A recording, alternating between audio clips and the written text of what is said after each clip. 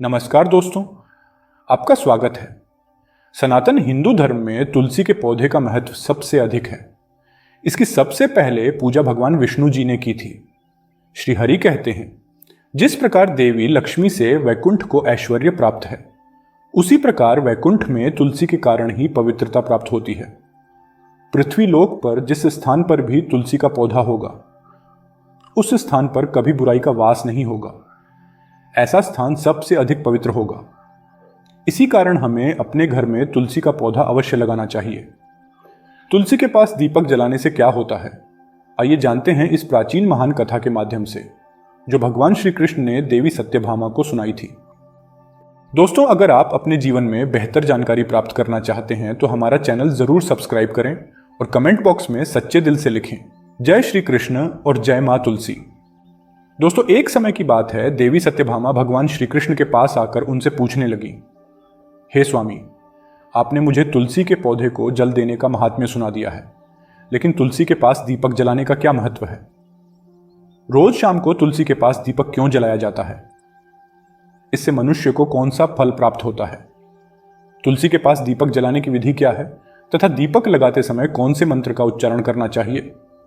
कृपया आप मुझे विस्तार से बताइए। भगवान श्री कृष्ण कहते हैं, हे देवी, आज तुमने समस्त संसार के कल्याण की भावना से बहुत ही उत्तम प्रश्न किया है। तुम्हारे इस प्रश्न का उत्तर देने से पूर्व मैं तुम्हें एक प्राचीन इतिहास सुनाता हूं, जिससे तुम्हें तुम्हारे सभी प्रश्नों के उत्तर मिल जाएंगे। शाम को तुलसी के पास दीपक जलाने से जो फल मिलता है, उसी का वर्णन मैं इस कथा में करूंगा। इसीलिए तुम इस कथा को ध्यानपूर्वक सुनो। इस कथा को ध्यान से पूरा सुनने मात्र से ही मनुष्य को 100 वर्षों तक तुलसी के पास दीपक जलाने का पुण्य प्राप्त होता है।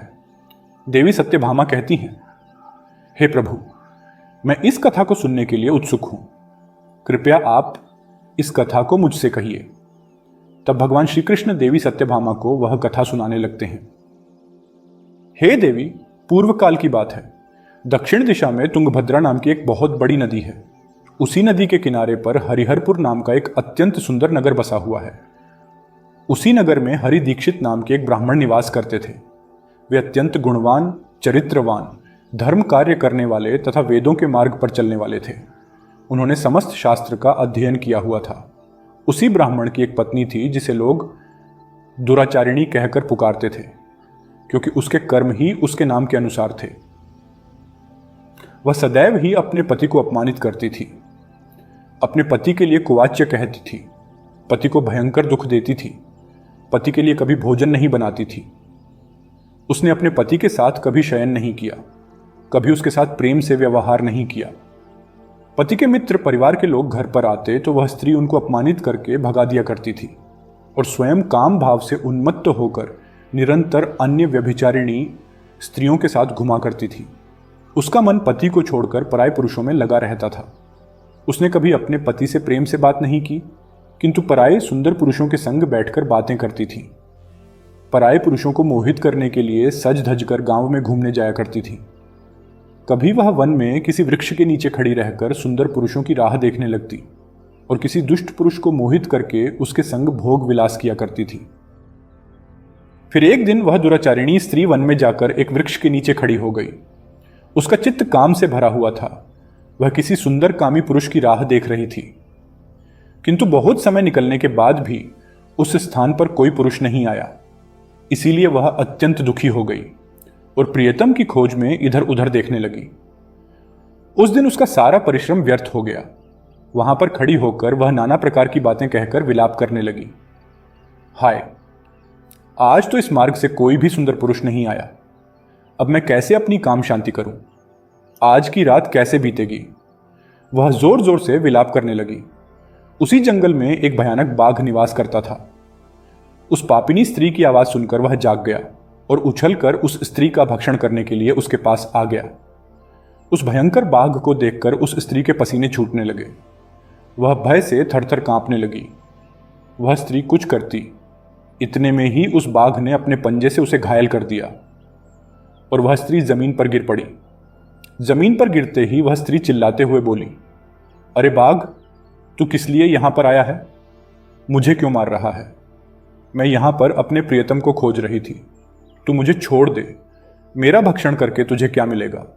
उस स्त्री की यह बात सुनकर वह भयानक बाघ क्षण भर के लिए रुक गया और हंसता हुआ बोलने लगा, हे दुष्टा, आज विधाता ने तुझे मेरा ग्रास नियुक्त किया है। तुझ जैसी पापिनी स्त्रियों को भक्षण करना ही मेरा काम है, तभी मुझे इस शरीर से मुक्ति मिलेगी। वह स्त्री कहने लगी, हे बाघ, तुम कौन हो? मुझे सच सच बताओ, तुम्हें किस कारण से बाघ होना पड़ा और तुम मुझ जैसी स्त्रियों का भक्षण क्यों करते हो? पहले मुझे सारी बात बताओ और फिर मेरा भक्षण करो। फिर वह बाघ कहने लगा, हे पापिनी, मैं तुझे मेरे पूर्व जन्म का वृत्तांत सुनाता हूं, किस कारण से मुझे बाघ होना पड़ा। पूर्व काल में दक्षिण देश में मल्लापाहा नाम की एक नदी है। उस नदी के तट पर मुनिपर्णा नाम की नगरी बसी हुई है। उसी नगरी में मैं निवास करता था। मैं एक ब्राह्मण का पुत्र था और नदी किनारे बैठकर यज्ञ आदि कार्य किया करता था। मैंने उस जन्म में अनेक पापियों के लिए यज्ञ किए, उन पापियों के घर का भोजन किया। मैंने धन के लोभ से अनेक पापियों के लिए कार्य किए। जिन वस्तुओं का दान ब्राह्मण को नहीं लेना चाहिए, उन वस्तुओं का दान भी मैंने ग्रहण किया। आरण लेने के बहाने से दूसरों से धन लेता था, लेकिन कभी वापस नहीं करता था। इस प्रकार से पाप करते हुए मुझे बहुत साल बीत गए और मैं बूढ़ा हो गया। मेरे बाल सफ़ेद हो गए, आंखें सूज गईं, मुंह के सारे दांत गिर गए, लेकिन फिर भी मेरी दान लेने की आदत नहीं छूटी और मैं पाप करता गया। फिर एक दिन मैं धन के लोभ से नदी किनारे गया और अन्य धूर्त ब्राह्मणों के साथ मिलकर हमने लोगों को ठगा। झूठे मंत्र वचन बोलकर हमने बिना विधि किए ही देवी देवताओं का पूजन किया और बहुत सारा धन दान में ले लिया। फिर उसी स्थान पर एक बीमार कुत्ते ने मेरे पैर में काट लिया और मैं मूर्छित होकर गिर पड़ा। उसी क्षण मेरे प्राण चले गए।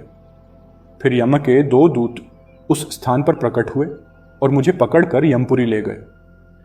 वहां पर यमराज ने चित्रगुप्त से मेरे कर्मों का लेखा जोखा निकालने के लिए कहा। फिर चित्रगुप्त कहने लगे, हे धर्मराज, इस ब्राह्मण ने घोर पाप किए हैं। इसने दूसरों से झूठ कहकर धन लूटा है, विधि से पूजा न करके झूठे मंत्र बोलकर भगवान का अपमान किया है। इसीलिए यह पापी ब्राह्मण केवल नरक जाने के ही योग्य है। फिर यमराज ने अपने दूतों को आदेश देकर मुझे नरक की अग्नि में डाल दिया। अनेक वर्षों तक नरक की सजा भोगने के बाद मुझे बाघ का शरीर प्राप्त हुआ और मैं इस दुर्गम वन में निवास करने लगा। मैं अपने पूर्व जन्म के पापों को याद करके कभी महात्मा, साधु पुरुष, सती स्त्रियों का भक्षण नहीं करता हूं। मैं केवल पापी, दुराचारी तथा कुलटा स्त्रियों का ही भक्षण करता हूं, ताकि मुझे पाप से मुक्ति मिल जाए। इस प्रकार से उस बाघ ने अपने पूर्व जन्म का वृत्तांत सुना दिया और उस स्त्री से कहने लगा, हे पापिनी, तेरे आचरण से तू कुलटा दिखाई पड़ती है। अपने पति को छोड़कर तू इस वन में अन्य पुरुष के साथ भोग विलास करने के लिए आई है, इसीलिए आज तू मेरा ग्रास अवश्य बनेगी। इतना कहकर उस बाघ ने अपने तीक्ष्ण नखों से उस पापी स्त्री के टुकड़े टुकड़े करके उसे खा लिया। फिर उस स्थान पर यम के 2 दूत प्रकट हुए और उस पापिनी स्त्री को उठाकर यमपुरी में ले गए। वहां पर उसे यमराज के सामने खड़ा किया गया। फिर चित्रगुप्त ने उस स्त्री का लेखा जोखा निकालते हुए यमराज से कहने लगे, हे धर्मराज, यह स्त्री तो अत्यंत पापिनी है। इसने घोर पाप किए हैं। इसने व्यभिचार किया है, अपने पति की कभी सेवा नहीं की, अपने पति को भूलकर पराये पुरुषों के संग भोग विलास किया है। उसके पापों को सुनकर यमराज ने उस स्त्री को अग्नि से भरे हुए कुंडों में डालने का आदेश दिया। अनेक वर्षों तक उसे उस कुंड में पकाया गया। फिर उसे निकालकर रौरव नामक नरक में डाल दिया गया। इस प्रकार से उसे अनेक वर्षों तक अलग अलग नरकों में डाला गया और नरक में कष्ट भोगने के बाद वह महापापी स्त्री पुनः पृथ्वी लोक पर आकर चांडाल के रूप में उत्पन्न हुई। चांडाल के घर में जन्म लेकर वह फिर से अनेक पाप करने लगी, व्यभिचार करने लगी, अनेक पापी पुरुषों के संग विहार करने लगी। फिर कुछ समय बाद पूर्व जन्म के पापों के कारण उसे कोढ़ का रोग हो गया और वह भयानक पीड़ा सहन करने लगी। उसका अंग अंग जलने लगा, उसके नेत्रों में पीड़ा होने लगी। इस दुख को सहन करती हुई वह दिन बिताने लगी। फिर एक दिन वह तीर्थ में स्नान करने के उद्देश्य से अंतपुर में चली गई। वहां पर वह एक आश्रम के बाहर निवास करने लगी। उस आश्रम में एक तुलसी का पौधा था। अन्य स्त्रियों को वहां पर तुलसी के पास दीपक जलाते हुए देखकर उस पापिनी स्त्री ने भी वही किया। उसने तुलसी के पौधे के पास एक दीपक जला दिया। फिर उसी रात हृदय फटने से उसकी मृत्यु हो गई और यमराज के 2 दूत उसे ले जाने के लिए वहां पर प्रकट हुए। जैसे ही यम के दूत उस पापिनी स्त्री को पाश में बांधकर ले जाने लगे, भगवान विष्णु के 2 पार्षद उस स्थान पर प्रकट हुए और उन्होंने उन दूतों को रोक लिया और कहने लगे, हे दूतों, इस स्त्री को तुम छोड़ दो। यह स्त्री नरक जाने के योग्य नहीं है। तुम किसके आदेश से ऐसा अधर्म कर रहे हो? फिर यम के दूत कहने लगे, हे पार्षदों, हम यमराज के आदेश से इस पापिनी स्त्री को उठाकर ले जा रहे हैं, किंतु आप हमें किस कारण से रोक रहे हो? यह स्त्री अत्यंत पापिनी है, इसे नरक में ले जाने की आज्ञा मिली है। फिर पार्षद कहने लगे, हे दूतों, यह स्त्री तो विष्णु भक्त है, यह नरक जाने के योग्य नहीं है। इसने शाम को तुलसी के पास दीपक जलाया है, इसी कारण से इसके समस्त पाप नष्ट हो गए हैं। इसीलिए अब यह नरक जाने के योग्य नहीं है, यह स्वर्ग जाने की अधिकारी बन चुकी है।